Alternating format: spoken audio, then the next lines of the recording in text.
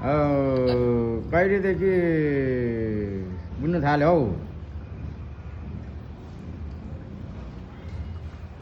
मेरो प्रश्नको उत्तर पनि दिएन त। बुनिया छ कहिले बुन्नु? यी आमाले बुन्दै गरेको स्वेटर बुन्नेको नि यहाँ यो कहिलेदेखि बुन्नु थालेको हौ? यसरी अघि भर्खरदेखि सिक्नु चाहिँ कहिलेदेखि सिक्यो हौ? उहिले नि सिकेको नि, जान्दैछु नि अलिअलि बुन्नु त। तर अब पुरै बुन्ने हो?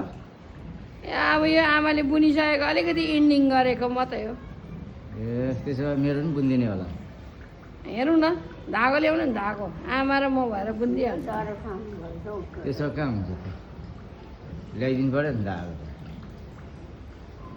पैसा पनि छैन धागो ल्याउने। अब किनिदिने होला नि धागो। किनिदिने हो धागो?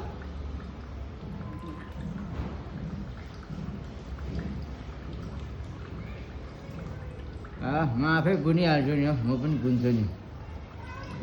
बुनिदिउँला नि, धागो ल्याउनु नि, बुनिदिइहाल्छु। ल आज ल्याउँछु है त। यहाँ मेरी आमा 75 इयर्स ओल्ड हुनुहुन्छ।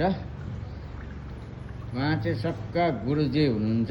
स्वेटर उहाँको हातबाट सिकेर अहिले सबैले आफै बुनेर पेसाको रूपमा अप्नाइरहनु भएको छ।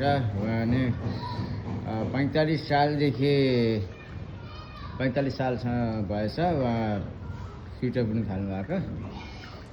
र उहाँ चाहिँ यसरी यो हिजो थालेको, अब आज बिट मार्नुहुन्छ। उहाँ चाहिँ बुहारी, सासु बुहारी यसरी बुन्दै हुनुहुन्छ। सासूले पनि यसो सिकाउँदैछ बुहारीलाई, अर्थी बुद्धि दिँदै राम्रोसँगले बुन्ने। कस्तो लाग्दैछ सासु बुहारीको भेटघाट? राम्रो राम्रो लाग्दैछ। राम्रो गफसफ पनि चल्दैछ, त्यसरी मिल्नुपर्छ अरे हो। अन्त कस्तो लाग्दैछ आमा? कस्तो लाग्दैछ? रमाइलो लाग्दैछ? राम्रो लाग्यो। रम्फूको घाम कस्तो लाग्यो? रम्फूको घाम कस्तो लाग्यो? राम्रो।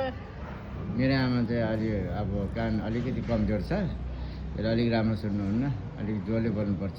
म पनि त्यस्तै छु, किनभने म चाहिँ अलि मिसिन लगाउँछु। आमा लाउनु मान्नुहुन्न, तर पनि इसारामा सबै कुरा बुझ्नुहुन्छ।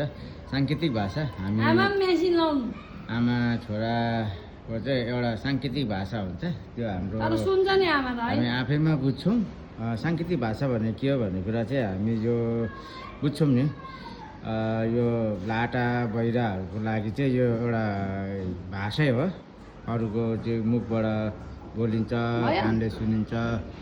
हामी यो लाटा बहिराहरूको चाहिँ एउटा भाषा हुन्छ, साङ्केतिक भाषा, यो ओठको रूपमा अनि इसाराको रूपमा।